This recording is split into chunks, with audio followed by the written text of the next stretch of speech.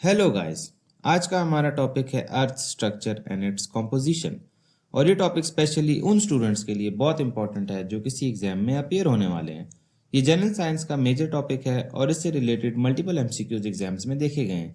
हम इस वीडियो में अर्थ के स्ट्रक्चर को जानेंगे और अब आपने जाना नहीं है, वीडियो के आखिर में रिपीटेड एमसीक्यूज की प्रैक्टिस भी करेंगे।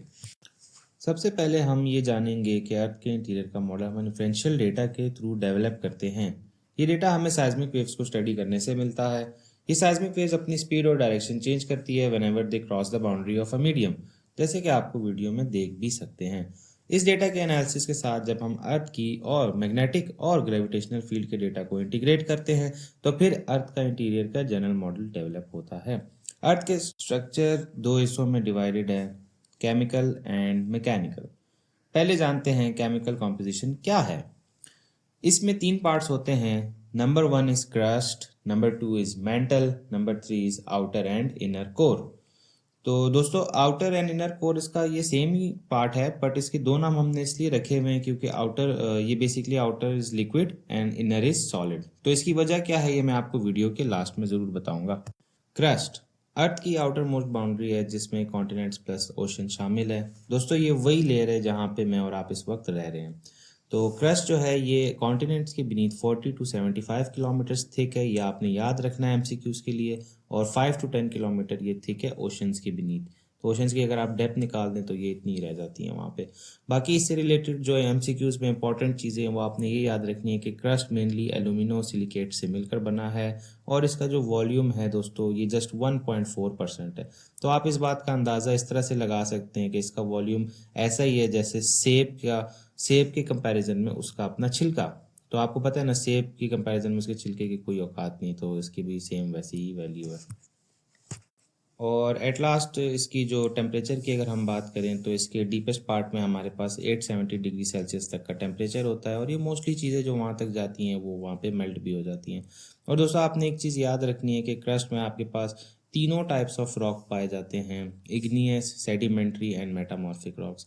और अगर आपको इन रॉक्स के बारे में नहीं पता तो इन पे मैं ज़रूर एक अलग से लेक्चर बनाऊंगा जो कि आपने फिर देखना है। सेकेंड लेयर हमारे पास मेंटल है। ये इसकी केमिकल कॉम्पोजिशन में मोस्टली फेरो मैग्नीशियम सिलिकेट से मिलकर बनी है ये। और आप हैरान हो जाएंगे सुन के कि ये वाली लेयर जो है ये 82.5% ऑक्यूपाई कर रही है अर्थ के वॉल्यूम का। आपने पीछे देखा था कि क्रस्ट जस्ट 1% थी, इसी तरह जो कोर है वो जस्ट 16% है। लेकिन एमसीक्यूज में आपको ये याद रखना है कि सबसे ज़्यादा वॉल्यूम जो अर्थ का ऑक्यूपाई कर रही है वो ये मेंटल वाली लेयर है और इसका वॉल्यूम जो है वो 82.5% है।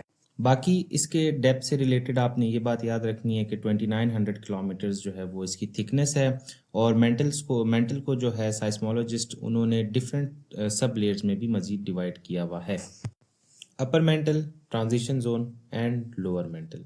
आपके लिए यहाँ पे एक एक्स्ट्रा इन्फॉर्मेशन ऐड करता चलूँ कि मोहोरोविचिक डिस्कॉन्टिन्यूटी हम उस बाउंड्री को कहते हैं जो अर्थ के क्रस्ट और मेंटल के दरमियान मौजूद है। आप आसानी के लिए इसको मोहो भी कह सकते हैं।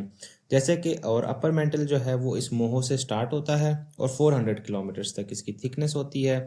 इसी लेयर के अंदर हमारे पास एक जोन है जिसको हम लोग एस्थेनोस्फेयर कहते हैं।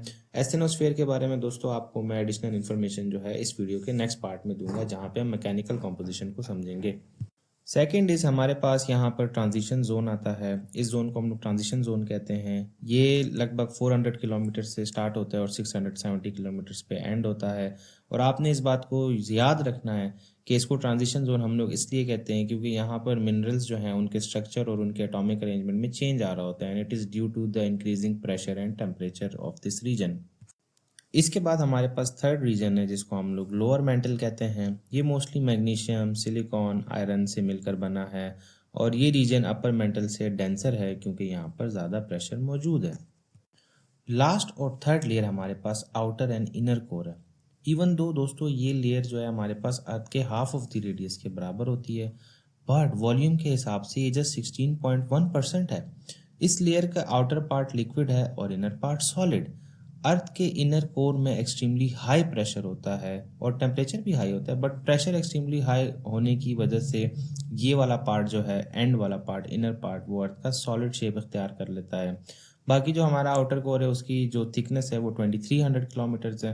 दोस्तों आप लोगों ने याद रखना है ये 2300 किलोमीटर था और जो मेंटल थी वो 2900 किलोमीटर था। तो इनमें ये डिफरेंस आपने याद रखना है। और यहाँ की जो केमिकल कॉम्पोजिशन है वो मोस्टली निकल और आयरन से बनी होती है। ये आउटर कोर की मैं आपको बता रहा हूँ बात। जो इनर कोर है अब उसका आपने याद रखना है कि वो 1200 किलोमीटर थिक है और ये जस्ट मोस्टली आयरन से मिलकर बना हुआ है, ठीक है। और ये सॉलिड पार्ट है। आउटर कोर से आपने एक और चीज़ बात याद रखनी है कि वहाँ पे लिक्विड जो फ्लो कर रहा होता है उसी की वजह से अर्थ की मैग्नेटिक फील्ड भी बनती है। और अर्थ की मैग्नेटिक फील्ड पे भी मैं आपको एक अलग से फिर वीडियो में एक्सप्लेन करूंगा कि कैसे। तो ये पार्ट अर्थ का बहुत डायनामिक है, बहुत हीटेड पार्ट है, यहाँ पे बहुत तेज़ मूवमेंट्स हो रही हैं हर वक्त।